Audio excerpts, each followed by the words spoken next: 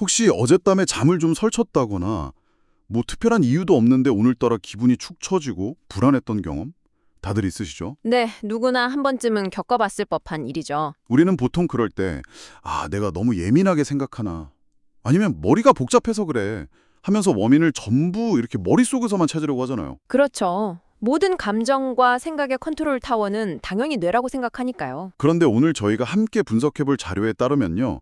그 진짜 원인은 아주 의외의 장소, 바로 당신의 장에서 보내는 구조 신호일 수 있습니다. 네, 2026년 현재 이 정신건강을 바라보는 관점이 그야말로 뿌리부터 뒤집히고 있는데요.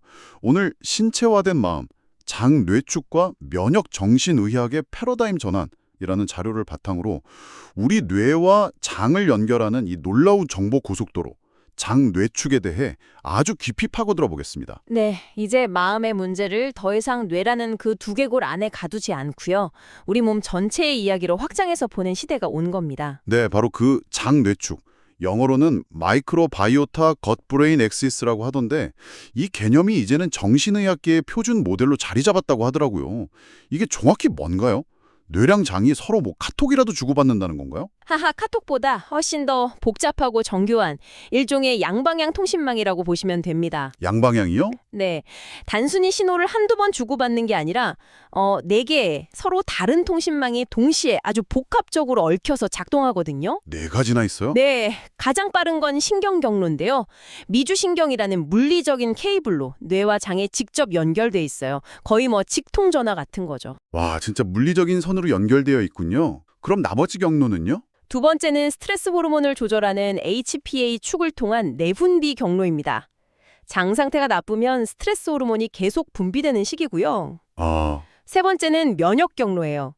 장에 민재가 생기면 면역 세포들이 막 사이렌을 울리는데 그 소리가 뇌까지 전달되는 겁니다. 그렇군요. 마지막으로 가장 흥미로운데 대사 경로입니다. 장내 미생물들이 만들어내는 여러 화학 물질들이 혈행을 타고 뇌로 흘러들어가서 직접적인 영향을 주는 거죠. 이 네 가지가 다 얽혀서 우리의 기분, 생각, 행동까지 조절하는 겁니다. 와, 그중에서 제가 자료를 보면서 정말 뭐랄까 뒤통수를 맞은 것 같았던 부분이 그 행복 호르몬으로 알려진 세로토닌 있잖아요. 네네, 세로토닌이요. 당연히 뇌에서 나올 거라고 생각했는데 90% 이상이 장에서 만들어진다는 대목이었어요. 9%도 아니고 90%요. 맞습니다. 그럼 제 행복은 사실상 제 위장에서 시작되는 거였네요. 정확합니다. 그 사실 하나만으로도 장이 왜 제2의 뇌라고 불리는지 바로 알 수 있죠. 우리 장 속에 사는 약 100조 개의 미생물들이 거대한 화학 공장 역할을 하거든요. 화학 공장이요? 네. 예를 들어서 마음을 좀 차분하게 해주는 GABA라는 신경 전달 물질은 주로 유산균으로 알려진 락토바실러스나 비피도박테리움 같은 균들이 만들고요. 아, 유산균들이요. 네. 또 의욕과 즐거움을 느끼게 하는 도파민은 바실러스라는 균들이 만들어냅니다. 내가 뭘 먹느냐에 따라 내 장 속 화학 공장의 생산품이 달라지고 그게 결국 내 기분을 좌우하는 셈이죠. 그렇군요. 제 기분이 온전히 제 것이 아니었네요. 장내 미생물과의 합작품이었어요. 그렇죠. 그런데 자료를 보면 여기서 한 발 더 나아가서 2025년과 2026년의 최신 연구들은 특정 미생물이 특정 질환과 어떻게 연결되는지 거의 분자 수준에서 밝혀냈다고 하더라고요. 네, 맞습니다. 이제는 그냥 어떤 균이 좋다 이런 수준을 넘어서서 이 균이 이 물질을 만들어서 뇌의 이 부분에 이렇게 영향을 준다까지 아주 정밀하게 밝혀지고 있습니다. 와, 대표적인 예가 엔테로코커스 아비움이라는 균인데요.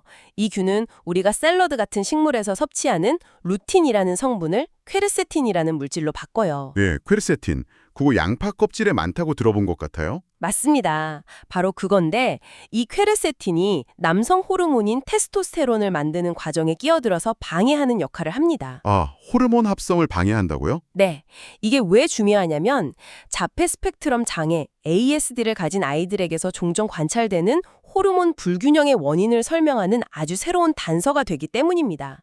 장 속의 특정 균 하나가 우리 몸의 호르몬 시스템 전체를 흔들 수 있다는 거죠. 특정 균 하나가 호르몬까지 조절해서 자폐 같은 질환에 영향을 줄 수 있다니 정말 미생물의 힘이 대단한데요. 네. 그런데 이런 개별적인 문제 말고 자료에서 언급된 더 큰 그림, 그러니까 우울증을 아예 뇌에 생긴 염증으로 봐야 한다는 관점은 어떻게 시작되는 건가요? 그 염증의 불씨는 대체 어디서 오는 거죠? 바로 그 지점이 면역 정신해학의 핵심입니다. 그리고 그 불씨의 시작은 장두수 증후군이라는 현상에서 찾을 수 있습니다. 장누수요?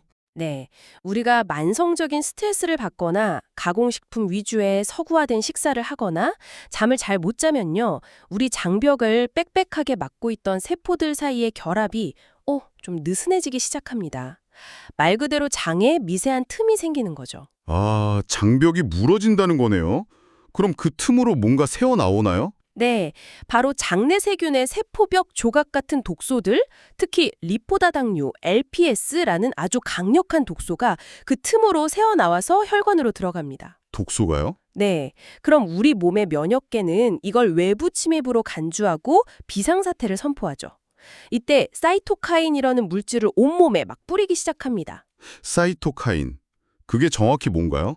몸속의 경보 시스템 같은 건가요? 아주 좋은 비유입니다. 온몸의 비상사태, 침입자 발생이라고 외치고 다니는 작은 사이렌이라고 생각하시면 돼요. 아, 문제는 이 사이렌이 너무 시끄럽고 오랫동안 울리면 그 소란이 결국 뇌까지 혼란스럽게 만든다는 거죠. 온몸에 염증 반응이 시작되는 겁니다. 여기서 정말 궁금한 게 생기는데요. 뇌는 혈액-뇌 장벽, 비비비라고 하잖아요. 이걸로 아주 강력하게 보호받고 있다고 알고 있거든요.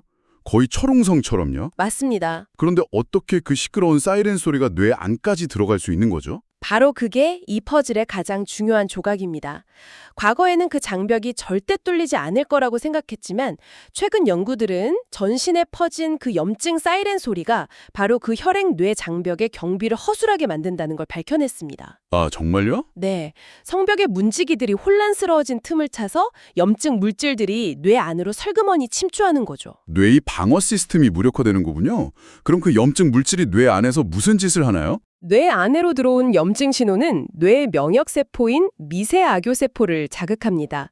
이 세포들은 평소에는 신경세포들을 돌보고 영양분을 공급하는 뇌의 정원사 같은 역할을 하는데요. 네. 염증 신호에 계속 노출되면 갑자기 돌변해서 광전사가 되어버립니다. 정원사가 광전사로요? 네, 이렇게 돌변한 미세악요세포는 아름다운 정원을 가꾸는 대신 전지가위를 마구 휘두르면서 신경세포들 사이의 연결고리, 즉 시냅스를 과도하게 잘라내기 시작합니다. 잠시만요. 시냅스를 잘라낸다는 건 그냥 뇌의 배선을 끊어버린다는 뜻인가요? 그런 셈이죠. 한번 잘려나가면 복구는 되는 건가요?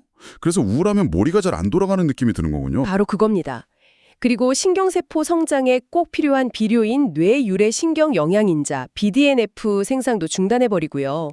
우리가 느끼는 우울감, 인지저하, 멍한 느낌, 무기력감 같은 것들이 바로 뇌 속에서 벌어지는 이 물리적인 파괴 행위의 결과인 셈이죠. 와, 심지어 2026년의 PET 스캔 연구는 우울증 환자의 뇌에서 이 광전사로 변한 미세악요세포가 활성화되었다는 증거, TSPO라는 지표를 영상으로 직접 확인했습니다.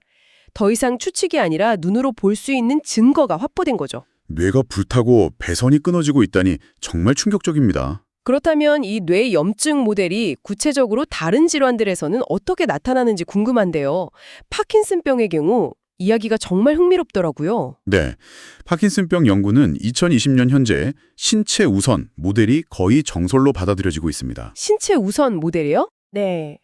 병의 원인이 되는 알파시노클레인이라는 단백질 쓰레기가 뇌에서 처음 생기는 게 아니라 사실은 10년에서 20년이나 먼저 장신경계에서 생기기 시작하는 브라크 가설이 핵심이에요. 10년에서 20년 전이요? 그럼 그 쓰레기가 어떻게 뇌까지 가는 거죠? 아까 말씀드린 미주신경, 즉 뇌와 장을 잇는 그 물리적인 케이블을 타고 고속도로처럼 역주행해서 올라가는 겁니다. 와, 그래서 파킨슨병 환자들이 수십 년 전부터 겪는 만성 변비는 단순히 소화기 증상이 아니라 어쩌면 병의 가장 첫 시작을 알리는 신호일 수 있는 거죠. 그렇군요. 그럼 자폐 스펙트럼 장애는 어떻습니까? 아까 호르몬 이야기도 하셨지만 다른 원인도 있나요? 네. ASD 아동들이 위장관 문제를 겪는 비율이 아주 높은데요. 장내 특정 미생물이 만들어내는 프로피온산 같은 물질이 원인으로 지목됩니다. 이게 혈액을 타고 뇌로 가서 신경세포들 간의 정상적인 신호 전달을 방해하는 신경독수 역할을 하거든요. 아, 그리고 앞서 말씀드린 엔테로코커스 아비움균이 테스토스테론 합성을 방해하는 메커니즘은 왜 유독 ASD가 남성에게 더 흔하게 나타나는지를 설명하는 유력한 다설로도 주목받고 있습니다. 유전적인 요인과 장내 환경이 결합되는 경우도 있었어요. 조현병 사례가 딱 그랬는데요. 이건 마치 유전이라는 총알이 장전되어 있어도 장내 환경이라는 방아쇠를 당기지 않으면 발사되지 않을 수도 있다는 이야기처럼 들렸거든요. 완벽한 비유입니다. 그게 바로 유전과 환경의 상호작용을 보여주는 대표적인 사례죠. 네, 6번 염색체에 있는 특정 유전자, C4 유전자에 변이가 있어서 유전적으로 취약한 사람이 있다고 해보죠. 이 사람이 만약 장내 미생물 불균형이라는 환경적 요인까지 겪게 되면 뇌에서 불필요한 연결을 쳐내는 시냅스 가지치기 과정이 사춘기 때 비정상적으로 과도하게 일어납니다. 아, 과도하게요? 네, 이로 인해서 조현병의 특징인 인지 기능 저하가 훨씬 심해진다는 게 2025년 연구에서 밝혀졌습니다. 유전적 소인이 있어도 장내 환경이 건강하다면 발현되지 않거나 훨씬 약하게 지나갈 수도 있다는 가능성을 보여주는 거죠. 정말 많은 것들이 연결되어 있네요. 그런데 이 모든 이야기 중에서 제가 어젯밤에 잠을 설칠 정도로 충격적이었던 부분은 바로 뇌의 노폐물 청소 시스템인 글림파틱 시스템과 장의 연결고리였습니다. 아, 글림파틱 시스템이요? 네. 뇌 청소랑 장이 대체 무슨 상관이 있는 거죠? 우리 뇌는 낮 동안 쌓인 노폐물, 예를 들어 알츠하이머를 유발하는 베타아밀로이드 같은 단백질 쓰레기들을 청소하는 시간이 따로 있습니다. 네. 바로 깊은 잠, 즉 서파수면에 빠졌을 때만 작동하는데요.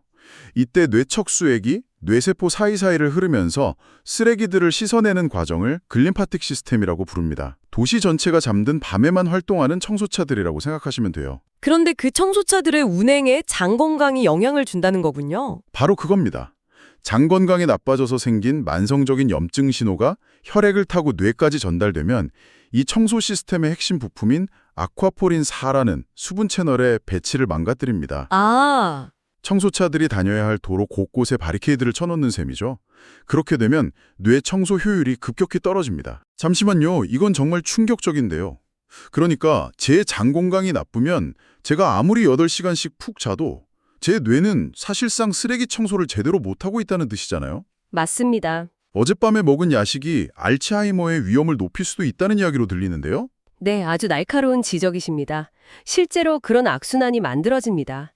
수면 부족 자체가 장내 미생물 환경을 악화시키고요. 네, 또 나빠진 장내 환경은 수면 유도 호르몬인 멜라토닌 합성을 방해해서 다시 수면의 질을 떨어뜨립니다. 2026년의 한 연구는 이 글림파틱 시스템의 효율이 단 20%만 감소해도 알츠하이머병 위험이 눈에 띄게 증가한다고 보고했고요. 그 핵심 원인이 바로 장에서 유래한 독소 LPS에 의한 뇌의 만성 염증이라고 명시하고 있습니다. 와, 이제 정말 무서워지는데요. 그럼 이 모든 정보가 결국 당신의 일상과 어떻게 연결되는지 실용적인 해결책 이야기로 넘어가야겠습니다. 네, 그래야죠. 먼저 우리가 흔히 복용하는 정신과 약물도 장에 영향을 미치나요? 네, 아주 큰 영향을 미칩니다. 특히 SSRI 계열 항우울제나 벤조디아제핀 계열 수면제는 복용을 중단한 뒤에도 수년간 장내 미생물 구성에 미생물 흉터를 남길 수 있다고 해요. 흉터요? 그 약을 먹은 흔적이 장에 계속 남는다는 뜻인가요? 그렇습니다. 특히 벤조디아제핀 계열 약물은 광범위 항생제를 먹은 것과 비슷한 수준으로 장내 유익균의 다양성을 확 줄여버릴 수 있습니다. 와, 이 흉터가 약을 끊은 후에도 우리가 스트레스에 더 취약하게 만드는 숨은 요인이 될 수 있다는 거죠. 그래서 2026년의 최신 가이드라인에서는 이런 약물을 처방할 때 장내 환경을 보호하기 위해서 프락토 올리고당, FOS 같은 프리바이오틱스, 즉 유익균의 먹이를 함께 처방하는 걸 권고하기 시작했습니다. 아, 약이랑 같이요. 네, 약의 효과는 유지하면서 부작용은 최소화하는 전략이죠. 그렇군요. 약을 먹을 때도 장을 생각해야 하는 시대네요. 그렇다면 병원 밖에서 우리가 직접 일상에서 실천할 수 있는 건 무엇이 있을까요? 몇 가지 아주 중요한 마이크로바이옴 관리 전략이 있습니다. 첫째는 당연히 식단입니다. 식단이요? 네, 항염증 효과가 뛰어난 지중해식 식단을 기본으로 하고 캐피어나 사오크라우트, 김치 같은 발효식품을 꾸준히 섭취하는 게 좋습니다. 2025년에 한 연구에서는 코코넛 캐피어를 단기간 섭취하는 것만으로도 기분과 인지 유연성이 향상되었다고 보고하기도 했어요. 운동의 효과도 아주 구체적으로 설명되어 있더라고요. 운동이 최고의 항우울제라는 말이 그냥 하는 말이 아니었어요. 네, 운동은 장으로 가는 혈류를 개선해서 장벽을 튼튼하게 만들고요. 또 장내 미생물이 신경을 보호하는 단쇠지방산, SCFA 같은 유익한 물질을 더 많이 만들도록 촉진합니다. 이 물질이 혈액 내장벽을 더 튼튼하게 강화시켜주고요. 그야말로 생물학적으로 증명된 항우울제인 셈입니다. 마지막으로 조금 생소했지만 아주 흥미로운 개념이 있었어요. 브리스톨 대변 척도라는 게 정신건강의 지표로 활용된다고요? 맞습니다. 대변의 모양과 굵기를 7단계로 나눠 놓은 간단한 그림 차트인데요. 네. 2026년에는 이게 정신 건강 상태를 예측하는 아주 중요한 생체 지표로 활용됩니다. 만성적인 변비, 그러니까 1, 2번 형태나 설사, 6, 7번 형태는 단순히 소화 문제가 아니라 뇌의 염증 상태를 비춰주는 거울로 여겨지는 거죠. 하하, 이제는 아침에 화장실에 가서 제 결과물을 보고 오늘 내 뇌 컨디션은 4번이구나 하고 진단하게 되겠네요. 네, 그렇죠. 정말 모든 게 연결되어 있군요. 네, 그래서 진료실에서 의사가 오늘 당신의 대변은 몇 번 형태에 가깝습니까? 라고 묻는 것이 전혀 이상하지 않은 시대가 된 거죠. 오늘 정말 많은 것을 배웠습니다. 오늘 살펴본 것처럼 우리의 마음은 더 이상 두개골 안에 고립된 존재가 아니네요. 장, 미생물, 면역계가 함께 연주하는 오케스트라와 같은 신체화된 마음이라는 표현이 정말 깊이 와닿습니다. 네, 최종적으로 정리하자면 그렇습니다. 장에서 시작되는 미세한 염증을 관리하고 깊은 잠을 통해 뇌를 깨끗하게 정화하며 필요할 땐 정밀하게 설계된 사이코바이오틱스의 도움을 받는 것. 이게 바로 미래 정신의학의 핵심입니다. 네. 결국 잘 자고 잘 먹고 잘 배출하는 이 단순한 진리가 가장 강력한 정신건강관리법이라는 점을 꼭 기억해야 합니다. 자료의 마지막 문장이 모든 걸 말해주죠. 그 문장이요.